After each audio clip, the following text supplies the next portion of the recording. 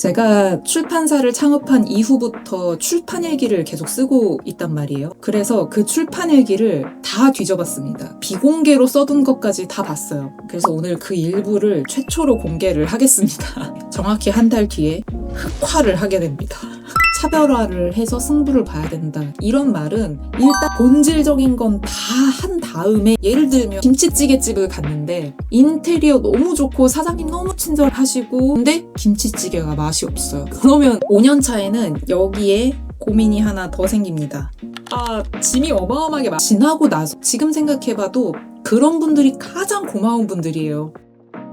안녕하세요. 에세이를 만든 출판사 마누스를 운영하고 있는 편집자 정모 씨입니다. 얼마 전에 저희가 마누스 인스타그램 스토리로 무엇이든 물어보세요. 창을 띄워서 질문을 받았어요. 사실 저는 한 분만 남겨주셔도 정말 감사하겠다 이렇게 생각을 했거든요. 왜냐면 저희가 규모가 큰 출판사도 아니고 특히 스토리를 보는 분들은 게시물하고는 또 다르게 한정적이기도 하고요. 그래서 한두 분만 질문을 남겨주셔도 너무나 감사한 일이니까 성심성의껏 답을 준비해보자 생각을 했는데 5분이 질문을 남겨주셨어요. 너무너무 감사합니다.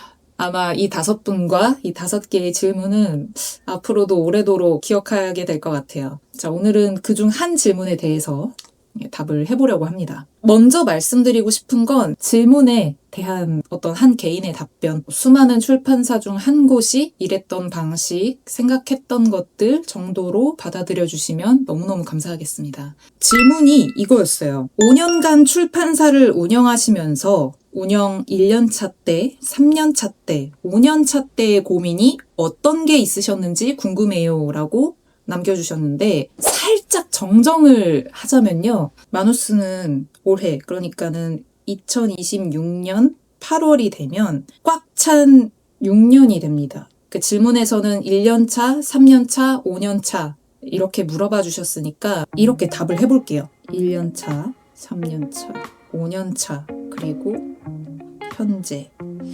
이렇게 각각 그때의 출판사 상황과 고민이 무엇이었는지 그리고 지금 현재의 고민이 무엇인지 이렇게 나눠서 말씀을 드리겠습니다. 제가 이 질문을 받고 처음에 나 1년차 때 무슨 생각을 했지? 하고 이렇게 좀 떠올려 봤는데 좀 멍해지더라고요. 왜냐면 지난 고민이 잘 생각나지 않는 거예요. 지금 이 현재의 고민이 너무 커서 그럴 수도 있죠. 근데 제가 출판사를 창업한 이후부터 출판 일기를 계속 쓰고 있단 말이에요. 아마 예전부터 저희를 지켜봐 주신 분들이라면 아시겠지만 그래서 그 출판 일기를 다 뒤져봤습니다. 비공개로 써둔 것까지 다 봤어요. 그래서 오늘 그 일부를 최초로 공개를 하겠습니다. 제가 1년차 때는 일단 지금 요 0과 1 사이 여기를 말씀드리는 건데 제가 1년차 때는 의욕과 열정이 좀 과하게 충만했던 것 같습니다. 그때 일하면서 찍었던 사진들 이런 걸 보면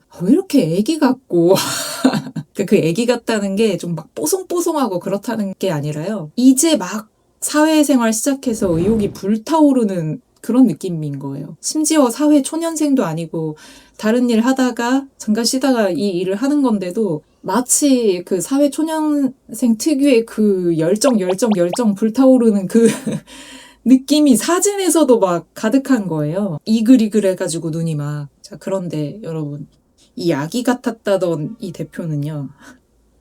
한 달 뒤에, 정확히 한 달 뒤에 흑화를 하게 됩니다. 제가 일기를 봤어요. 거기 이렇게 써 있는 거예요. 이거 비공개로 썼던 일기거든요. 서점에는 여러 분야의 책이 있다. 하지만 이 수만 가지의 책들은 결국 둘로 나뉜다. 평대에 누워있는 책, 서가에 꽂혀있는 책. 신간들은 서가에 꽂혀있는 책이 되지 않기 위해 부단히 노력한다. 하지만 소용없는 짓이라는 걸 깨닫고 있다. 내 책은 오늘도 서가에 쑤셔 넣어졌다. 자, 이렇게 제가 글을 써놓은 거예요. 이때 썼던 일기들을 다 보니까요. 1년차 때 저는 대체로 화가 많이 나 있습니다. 왜 이렇게 화가 났는지를 좀 보면 방금 말씀드린 평대와 서가 문제만 봐도 알 수 있어요. 생각보다 우리 책을 좋은 곳에 노출시키는 게 굉장히 어려운 일이구나. 이런 걸 알게 된 거죠.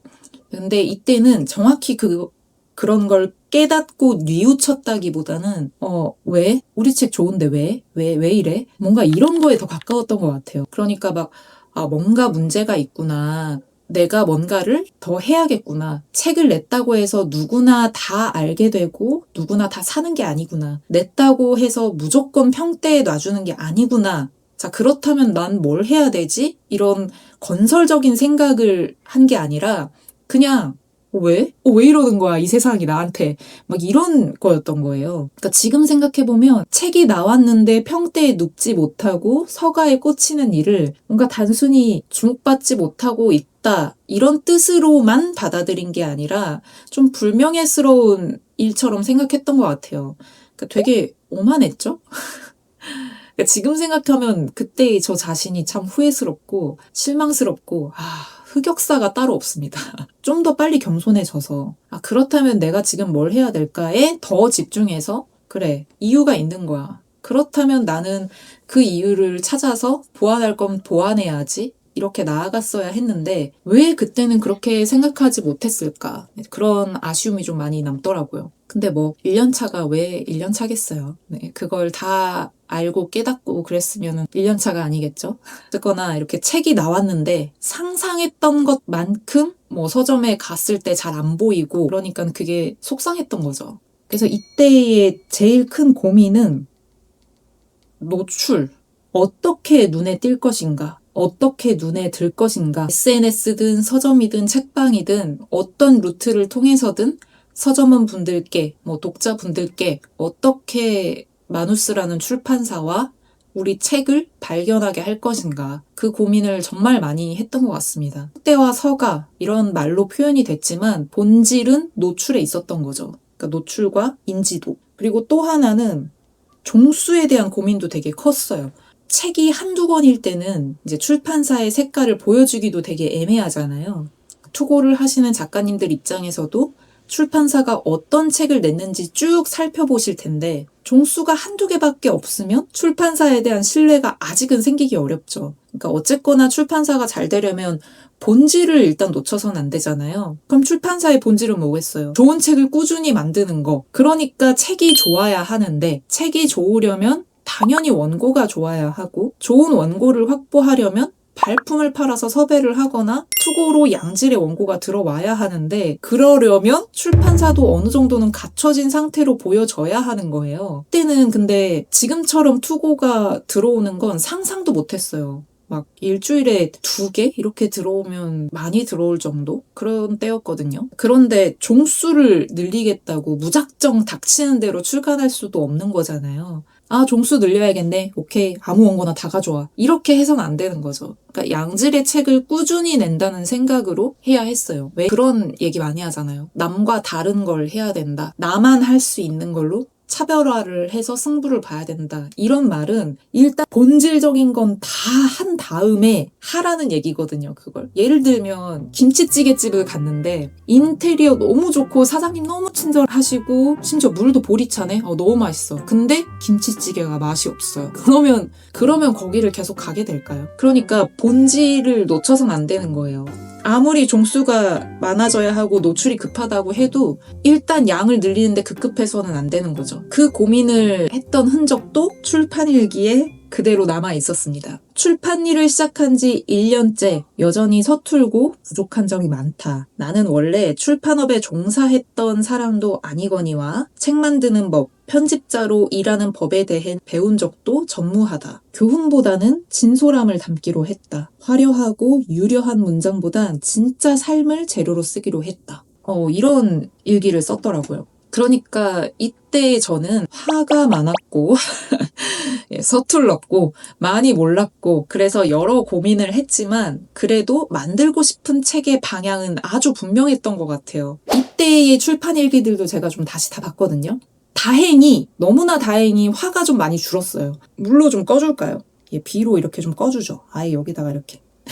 이때 얘기를 보면 일단 왜 매대에 안 놔주나요? 진짜 화난다. 이런 얘기는 일절 없습니다. 대신 작가님들과의 유대가 좀 깊어졌다는 게 많이 보여요. 예를 들면 오늘 모 작가님께서 이런 장문의 카톡을 보내주셨다. 오늘 작가님과 이런 얘기를 나눴다. 이런 얘기가 참 많았거든요. 제가 계속 말해왔던 거, 그러니까 삶의 현장에서 건져올린 진솔한 이야기를 책으로 만든다 하는 생각, 그러니까 독자들이 자기 삶의 단서를 이런 에세이에서 찾을 수 있다는 믿음, 이런 확고한 생각을 3년차가 되어서도 변함없이 계속 하고 있었습니다. 그리고 그걸 제일 먼저 알아보고 인정해주신 분들이 작가님들이었던 것 같아요. 작가님들은 독자분들보다 훨씬 가까이에서 저와 마누스를 지켜봐 주시는 분들이잖아요. 사실 작은 출판사를 하다 보면 주변에 이런 인정에서 정말 큰 힘을 얻어요. 특히 함께 책을 만드는 작가님이 이 방향 맞는 것 같아요. 좋네요. 이렇게 말을 해주면 그게 평생 가는 것 같아요. 그리고 이 시기에는 지원사업 선정 이슈들이 좀 있었어요. 저한테는 이게 정말 중요한 문제였어요. 왜냐하면 유명하지 않은 작가님과 작은 출판사의 조합은 시장에서 좀 외면받을 수 있는 게 현실이거든요. 지금이라고 뭐 엄청 다르진 않죠. 뭐 대형 출판사와 작가 혹은 작은 출판사라도 유명 작가와의 조합이라면 일단 서점원분들 눈에 들기도 쉽고 서점에서도 잘 발견이 됩니다. 하지만 그때 저는 좀 상황이 달랐어요. 그러니까 원고만 놓고 봤을 때 뛰어난 글이라고 생각을 했어요. 저도 좀 떳떳하게 책으로 만들 수 있었던 거고요. 그리고 좋은 작품에 힘입어서 저도 뭔가를 해보려고 이것저것 되게 많이 했어요. 지금 3년차 때 얘기를 하고 있는데 이렇게 시작을 해서 이 시간들을 허투루 보내지 않거든요. 지금 이 질문도 출판사 준비하시는 분께서 해주신 걸로 알고 있어요. 어쨌든 이 시기에 우리가 노력을 진짜 많이 한단 말이에요. 이 3년을 그냥 보내지 않아요. 뭐라도 하게 돼 있어요. 사람이 정말로 내가 이 일을 사랑하고 간절하면 그냥 화가 나든 뭘 하든 뭐가 됐든 그냥 일단 뭐라도 해요. 그런 노력 때문에 뭐라도 이루게 됩니다. 저희가 이때 그래도 책이 쏠쏠하게나마 나갔고 마누스를 알게 되는 분들도 점점 생겼어요. 그런데 이게 진짜 초대박이 난 건 아니잖아요. 앞으로도 돈 걱정 없이 책을 내도 될 정도로 로또 맞은 것처럼 초대박이 난 건 아니란 말이에요. 그러니까 어찌어찌 유지는 되는데 뭔가가 좀 막막한 상황인 거죠. 빵 터져서 완전히 이제는 걱정 없이 책만 잘 만들면 되는 게 아니라 조금씩 잘 되니까 그 상황이 저를 더 미치게 한 것 같아요.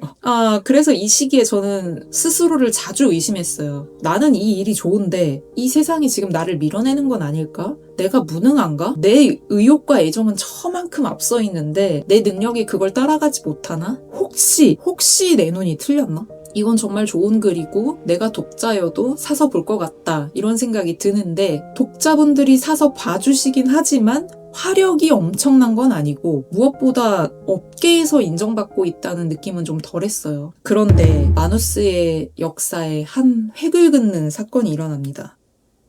딱 한 요때쯤이에요. 2년이 좀 넘었을 때. 온정 작가님의 방황의 조각들이 문학나눔에 선정된 거예요. 문학나눔 선정이 어떤 의미인지 앞으로 출판사를 하실 분이시거나 지금 출판사를 운영하시는 분들이라면 아마 아실 거예요. 정말 어마어마한 자극이 됩니다. 이때 선정작들 목록을 이렇게 쭉 보는데 이름만 대면 알만한 출판사들하고 작가님들 사이에 뭐 온정 마누스 이렇게 있는 거 보고 눈물이 줄줄 났던 그 날의 기억이 아직도 생생해요. 어쨌거나 이 업계에서 작품으로 인정받았다는 거, 그게 너무나 큰 전환점이자 힘이 됐고 공신력을 얻은 기분이 들었어요. 그 이후에도 지원사업 이슈들이 몇 번 있었거든요. 그때마다 그래, 작품이 좋다는 거엔 이제 내가 더는 흔들려선 안 된다. 그러니 내가 조금 더 확신을 갖고 더 열심히 생각해서 무언가를 하면 되겠구나. 그러니까 좀 더 쉽게 말하면 나만 잘하면 되는구나.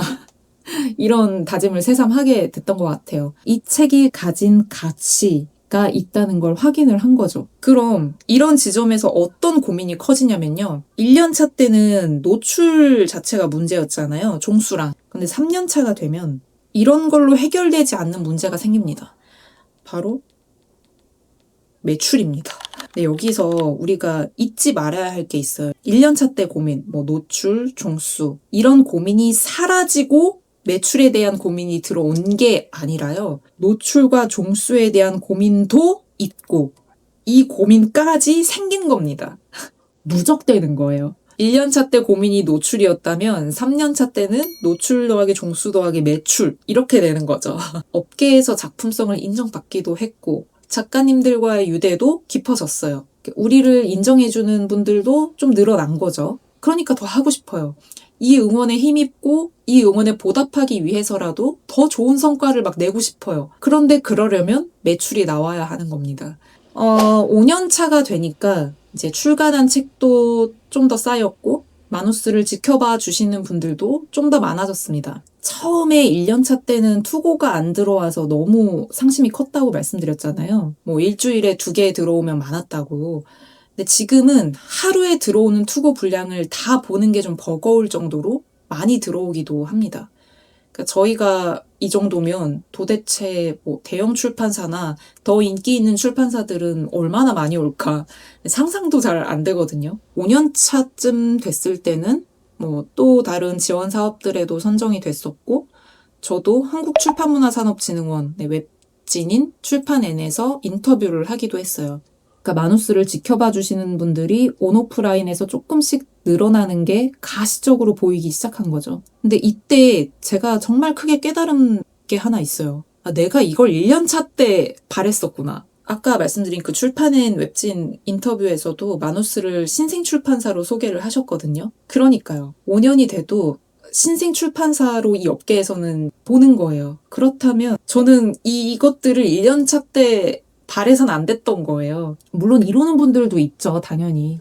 그래서 좀 반성을 많이 했던 것 같아요. 그러니까 살다 보면 시간밖에 해결해 줄 수 없는 일이 있거든요. 특히 브랜드가 각인되는 일, 이 출판사와 이 출판사의 책에 대한 신뢰가 생기는 일, 사람들이 그 책 알아, 거기 알지, 들어봤어 라고 말하게 되는 일, 이런 거는 뭐 아무리 마음이 급해도 하루아침에는 절대 이룰 수 없는 일이죠. 그러니까 다른 업종보다 좀 출판계가 이게 좀 더 오래 걸리는 것 같아요. 너무 당연한 건데 지금 생각해보면은 저는 이거를 1, 2년 차에 이루려고 했던 거예요. 그래놓고 맨날 뭐 화가 난다 어쩐다 이러고 있으니 5년 차에는 여기에 고민이 하나 더 생깁니다. 수출. 저는 저희 책을 정말 수출하고 싶어서 여러 지원 사업에도 늘 도전을 하고 기획안도 제출해보고 많이 알아보고 있어요. 지금도 5년 차 때뿐만 아니라. 근데 아직까지는 수출이 성사되지 못했습니다. 해외 도서전에 뭐 위탁 도서로 몇 차례 선정된 적도 있고 여러 이슈들은 있었지만 그 문턱 앞에서 계속 나아가지 못해서 좀 지금도 자문을 구해보는 단계예요. 근데 수출만 고민은 아니에요. 앞에 고민들을 계속 같이 이렇게 끌어오는 거라고. 어떻게 눈에 띄어야 할까? 이런 고민은 아직도 하고 있습니다. 매출에 대한 고민 당연히 있고요. 그러니까 1년차 때는 이렇게 작은 가방을 하나 들면 됐어요. 그러니까 3년차 때는 조금 더 큰 가방을 들고 뛰는 거죠. 근데 5년차 때가 되니까 짐이 어마어마하게 많아진 느낌이에요. 마누스는 매해 매출이 늘었어요.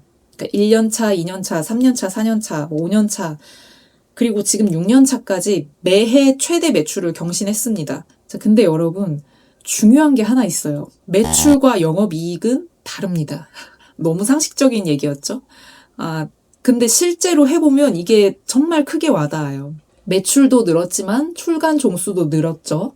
그러면 창고 비용도 같이 늘어납니다. 관리해야 할 것도 많아지고 어떤 이슈나 할 일이 많아지는 만큼 제가 지금 대구에 살고 있으니까 서울에 오가는 일도 많아지고 제작비도 계속 들어갑니다. 그러면 매출이 오르는 만큼 출판사를 유지하기 위한 어떤 그 최저 비용 선도 같이 올라가 버려요. 그래서 5년 차의 고민을 한 줄로 정리하자면요. 어떻게 무너지지 않고 계속 나아갈 것인가. 예전에는 벌크업만 꿈이었어요. 그런데 지금은 지구력도 꿈인 거예요. 벌크업한 상태를 계속 유지하려면 운동을 계속 해야 되잖아요. 안 하면 근육이 그냥 다 빠진다고요. 그러니까는 계속 몸집을 부풀리기 위해서 계속 노력을 해야 하는데 이제는 지구력도 필요해진 거예요. 그런데 지금은 뭐 꼭 매대에 누워 있어야 한다 이런 생각은 없습니다. 예, 그놈의 매대 진짜. 무슨 매미새도 아니고 매대에 미친 새. 1년차 때는 그렇게 화를 많이 냈잖아요. 근데 지금은 출판 시장이 그래도 좀 변했어요. 그러니까 많은 분들이 SNS나 블로그, 유튜브 같은 뭐 다른 채널을 통해서 책을 알게 되고 사시잖아요. 아니면 뭐 도서관 큐레이션을 통해서 책을 발견하시기도 하고, 책방에서도 신간만 무조건 소개하진 않으시죠. 책방지기님들이 이제 책방의 색깔과 잘 맞는 책들을 직접 읽어보고 큐레이션을 하시잖아요. 요즘엔, 그러니까 지금은 뭐 신간으로 계속 밀어붙여서 장부 금액을 확보하고 뭐 이런 것보다 지금까지 나온 책들, 그러니까 한 권 한 권을 어떻게 더 오래, 더 깊게, 더 멀리 보낼 것인가를 좀 더 고민하고 있어요. 그래서 하반기에는 좀 출간 일정을 조정을 했어요. 저희가 한국출판문화산업진흥원 중소출판사 성장도약 제작 지원 사업에 김동진 작가님의 삶의 방정식이 선정이 됐어요. 그래서 하반기에는 그 책 출간을 앞두고 있는데요. 이 책을 출간하고 나면 하반기에는 앞서 말씀드린 그런 쪽으로 좀 포커스를 맞춰서 일을 해보고 싶어요. 뭐 예를 들면 북페어 같이 독자분들을 직접 만날 수 있는 자리가 있다면 참여해보고, 작가님들 강연이나 북토크 같은 행사도 주최를 해보고, 뭐 이런 방식으로 여러분과 소통할 수 있는 콘텐츠도 계속 만들어 보려고 해요. 영상이나 글로 관계를 쌓아가면서 여러분이 마누스를 어떻게 보고 계시는지, 또 여러분이 보고 싶어 하는 책은 뭔지, 저희에게 어떤 걸 원하고 어떤 걸 좋아해 주시는지 계속 파악해보고 다가가 보려는 게 저의 고민이고 목표입니다. 일단 오늘은 질문 자체가 고민이 무엇인지 물어보셨기 때문에 이런 말씀을 드린 거고요. 만약에 뭐 1년차, 3년차, 5년차 때 좋았던 일은 무엇이었나요? 이렇게 물어보셨다면 그것도 얼마든지 말씀드릴 수 있을 정도로 좋은 일들도 참 많았습니다. 그렇지 않았다면 오늘의 저는 없었겠죠? 말이 나온 김에 솔직한 심정으로 말씀을 드려보자면 저희가 1년차, 2년차 때 그때도 저희를 응원해 주시는 분들이 계셨거든요. 소수였으니까 더 기억이 나요. 막 오픈한 지 얼마 안 됐을 때부터 응원해 주신 분들 다 기억해요. 지금도 마찬가지예요. 지금 이 질문 남겨주신 분도 제가 기억하기로는 저희 방황의 조각들 책 리뷰 남겨주시면서 저희를 알게 되신 거고, 저도 알게 된 거고, 그 이후로 계속 저희를 지켜봐 주시고 응원해 주신 분이라는 거. 그러다가 최근에는 출판사 운영을 준비 중이신라는 것도 알고 있어요. 그러니까 다 기억해요. 근데 이 일을 해보시면 이게 제가 그냥 하는 말이 아니라는 걸 다 알게 되실 거예요. 출판사를 운영하면 먼저 다가와 주시고 응원해 주시는 독자분들을 기억을 안 할 수가 없습니다. 가끔은 뭐 응원해 주는 마음으로 책을 사는 분들이 계시다는 것도 알아요. 그런데 여기서요, 제가 이제 해를 거듭할수록 생각이 많아진다 그랬잖아요. 막 생각이 너무 많아져서 이분들이 우리 책이 좋아서가 아니라 그냥 우리를 응원하고 싶어서 책을 사시는 건가? 하면서 부정적으로 생각하면 절대 안 됩니다. 당연히 그러지 않으시겠죠? 그때도 그랬지만 지나고 나서 지금 생각해봐도 그런 분들이 가장 고마운 분들이에요. 일단 출판사 책이 나왔으니까 믿고 사서 읽어주신다? 근데 거기다 대고 작품성을 보는 게 아니시고 그러면 동정인가? 막 이렇게 꼬아서 생각해서는 절대 안 된다는 거죠. 제가 연차를 거듭할 때마다 매번 깨달았던 부분인 것 같아요. 그분들이 지금의 나와 우리를 만들었다. 연차별 고민 물어봐 주셨는데, 저도 이 질문에 답하는 시간을 가진 덕분에 지난 날들을 좀 돌아보는 계기가 돼서 정말 재밌었어요. 그리고 또 한편으로는 놀란 부분도 있었는데요. 제가 진솔한 이야기, 정통 에세이로 승부를 보겠다. 왜냐면 그런 책이 독자에게 삶의 단서가 될 테니까. 라는 마음으로 출판사를 시작했고 지금까지 그 마음을 유지하고 있다는 거. 그러니까 어떤 책을 만들 것인가에 대해서는 그때나 지금이나 변함이 없다는 거를 돌아보면서 깨달았어요. 제가 지금까지 이 길을 걸어오면서 꽃길도 있고 가시밭길도 있고 물 위를 배 타고 건너야 할 때도 있고 오르막길도 있고 내리막길도 있고 막 그랬단 말이에요. 근데 그게 내가 어디로 나아가야 하는가에 대해서는 한 번도 흔들린 적이 없었구나. 이거를 이번에 쭉 돌아보면서 알게 된 것 같습니다. 그리고 이 모든 걸 제가 기록해 두었기 때문에 자세히 들여다볼 수 있었던 것 같아요. 그러니까 여러분, 기록하세요. 앞으로도 받아둔 질문들이 몇 가지 더 있기 때문에 이렇게 영상으로 말씀드려보면 좋을 것 같아요. 혹시나 궁금한 점이 있으시다면 요 아래 댓글창을 참고해 주시고 이렇게 틈날 때마다 조금씩 찍어서 답변을 드리도록 하겠습니다.